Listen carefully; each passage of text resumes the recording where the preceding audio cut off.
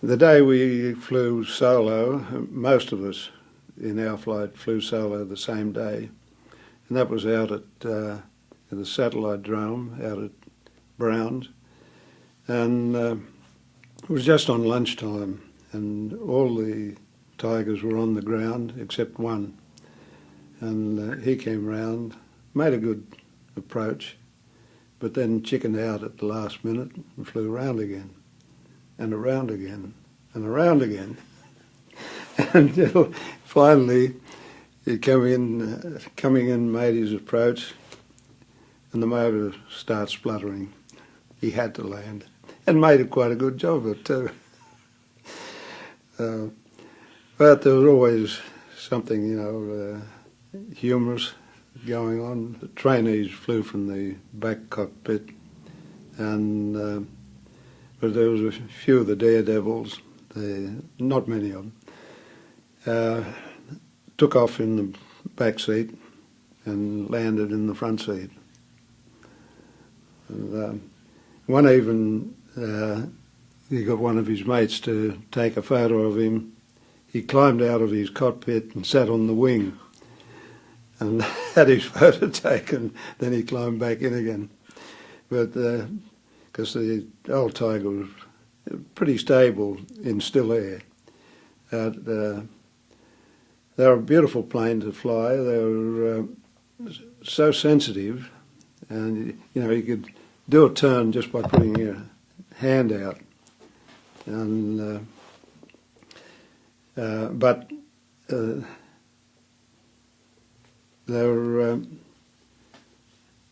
also very forgiving. One of the first things the instructor would demonstrate to you, he'd come into land and he'd say, "Righto, hands and feet off," and then he'd just tell you, "Ease off the throttle, ease it off, a little bit more throttle, ease it off, cut it," and you're on the ground.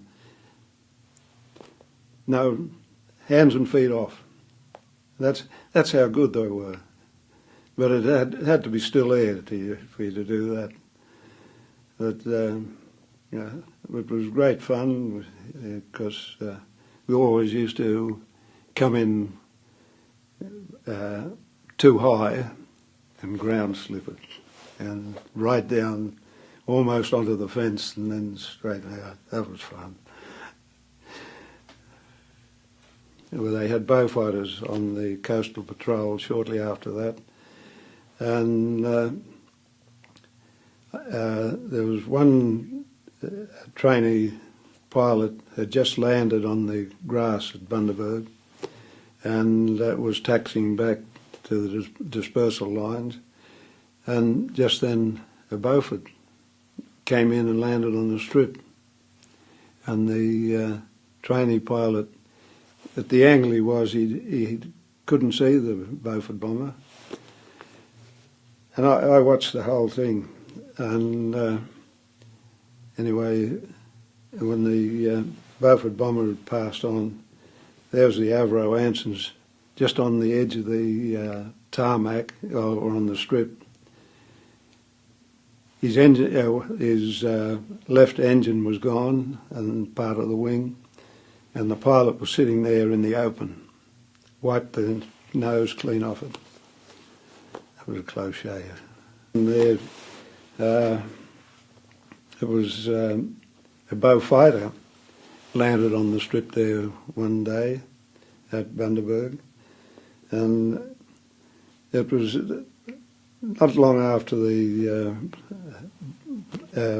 Beaufort bomber accident, and I was just about in the same spot too to witness it, and this Beaufighter came in, and he was a bit higher, and he dropped it in, and he bounced, and he must have bounced 20 foot in the air, and then all of a sudden there was a great roar and there was a great cloud of black smoke, and away he went.